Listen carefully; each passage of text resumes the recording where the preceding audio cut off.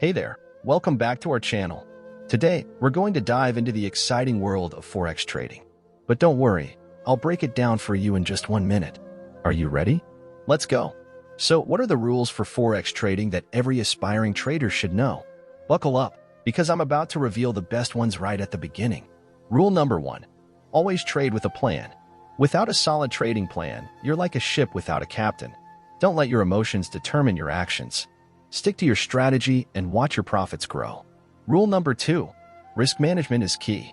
Protecting your capital should be your top priority. Set stop-loss orders and never risk more than you're willing to lose. Remember, it's not about winning every trade but managing your risk.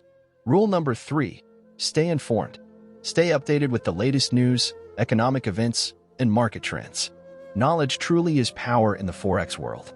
Utilize reliable sources and stay ahead of the game. Rule number 4. Patience pays off. Forex trading is not a get-rich-quick scheme. It takes time to master the art of trading. Be patient, wait for the right opportunities, and avoid impulsive decisions. Your future self will thank you. And there you have it. These are just a few of the essential rules for Forex trading. Remember to always have a plan, manage your risk wisely, stay informed, and practice patience.